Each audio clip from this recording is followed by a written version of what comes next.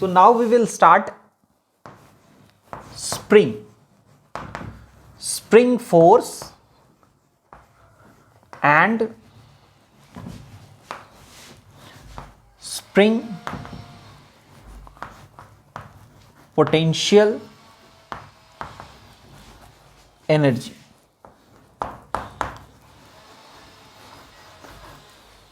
So spring force और spring potential energy ये देखेंगे. सपोज हमारे पास एक स्प्रिंग ब्लॉक सिस्टम है. ये हमारा स्प्रिंग है जिसका स्प्रिंग कांस्टेंट K है और ये ब्लॉक है जिसका मास M है. ये अभी natural length of the spring है. क्या है? Natural length of the spring. यहां से अगर हम स्प्रिंग को x लेंथ स्ट्रेच करते हैं तो आपको ये अंदाजा हो जाएगा कि here spring will start applying some force. Spring जो है वो कुछ फोर्स लगा के इधर खींचने लगेगा और वो फोर्स जो F होगा वो डायरेक्टली प्रोपोर्शनल टू x होगा और ये F हमेशा x के ऑपोजिट होगा. जैसे हमने इधर डिस्प्लेस किया, फोर्स इधर है. हमने अगर इधर डिस्प्लेस किया होता, फोर्स इधर होता. ये फोर्स है, ये x है, ये x है, ये फोर्स है. तो हमेशा ऑपोजिट होता है. इसीलिए प्रोपोर्शनैलिटी कांस्टेंट में हम लोग -K यूज करते हैं, जहां K जो है वही स्प्रिंग कांस्टेंट है. ये हुक्स लॉ से आता है. सो F इक्वल्स टू -kx. इसी को स्प्रिंग फोर्स कहते हैं. क्या कहते हैं? Spring force. और ये स्प्रिंग फोर्स भी अपने आप में कॉन्जर्वेटिव फोर्स है. क्या है? Conservative force. क्यों? ये हमारे किए हुए वर्क डन को एनर्जी के फॉर्म में स्टोर करके रखता है. It can store our work done in form of potential energy. अब वो कैसे स्टोर करता है वो आपको समझ में आ जाएगा. जैसे हमने इसको खींचा, so we did some work.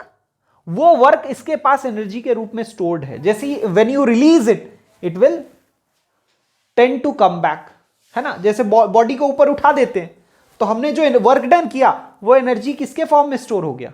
In form of potential energy. तभी तो जैसे ही छोड़ते हैं वो नीचे गिरता है. सिमिलरली यहां भी वही हो रहा है. So spring force is also a conservative force. तो इसका वर्क डन भी स्टोर हो जाएगा in form of potential energy. So now let's find out work done by spring force. So अब हम लोग शुरू करने जा रहे हैं work done by spring force. Spring force का क्या वर्क डन है? इधर करते हैं डेरिवेशन स्प्रिंग फोर्स के वर्क डन का. सपोज कि शुरुआत में ये किसी x पे रखा हुआ है और हम लोग इसको x1 से x2 मूव करा रहे हैं और बीच के किसी जगह पे वो x पे रखा हुआ है. तो उस पर फोर्स क्या लग रहा है?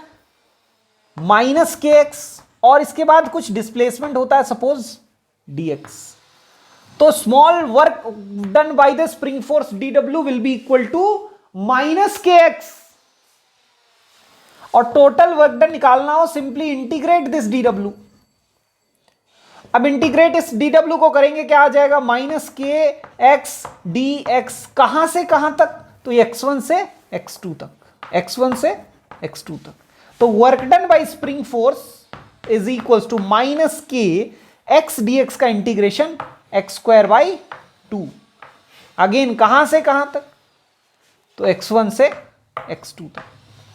सो work done by spring force is equals to -12 k x2² -x1². ये work done by spring force आ गया. माइनस है, ये ध्यान रखिए. अगेन क्योंकि ये स्प्रिंग फोर्स भी कंजर्वेटिव फोर्स है तो इस वर्क डन को भी हम लोग पोटेंशियल एनर्जी से एसोसिएट कर सकते हैं. So work done by spring force हम लोग यहीं पे लिख लें. Work done by spring force must be equal to -Δ U of the spring force. तो स्प्रिंग फोर्स का अपना पोटेंशियल एनर्जी होगा। So minus delta U is equals to, अब देखिए ये माइनस और माइनस कैंसिल हो जाएगा, तो हटा के ही डायरेक्ट लिख दे रहे हैं, delta U equals to half k x2 square minus x1 square. इस डेल्टा U के साथ हम लोग U को भी डिराइव कर सकते हैं, U को डिराइव करेंगे और इसके लिए भी conservation of mechanical energy proof करेंगे। बट बिफोर दैट इसको आप कॉपी कर लीजिए।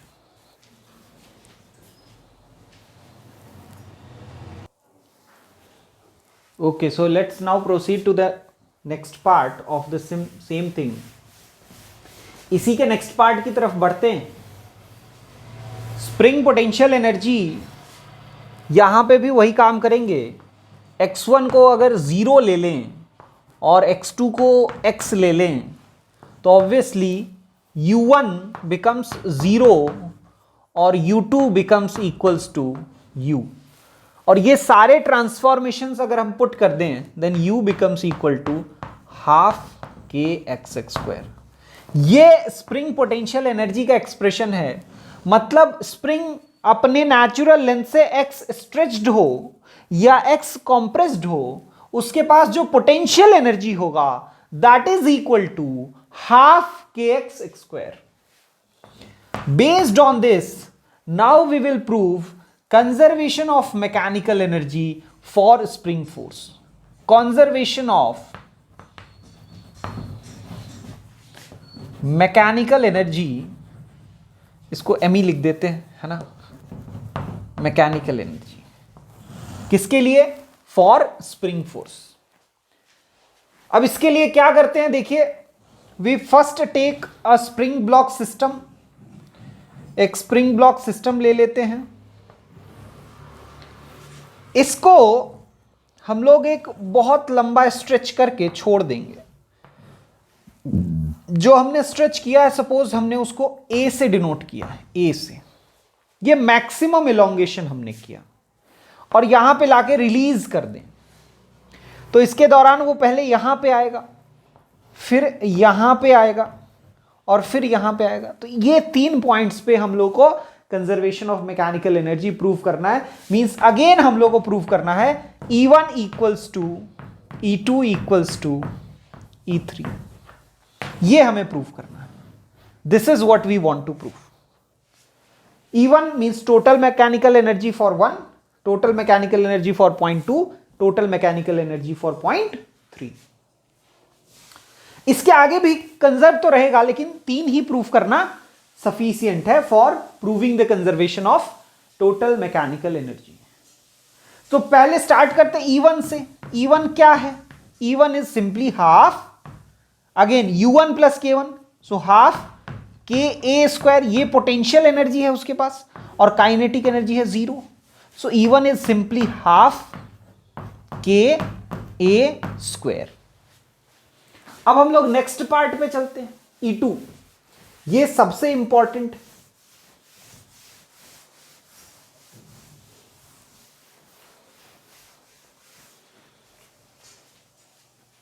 यहां से यहां जब आएगा पार्टिकल तो उसका काइनेटिक एनर्जी क्या होगा वो हम लोग को निकालना है।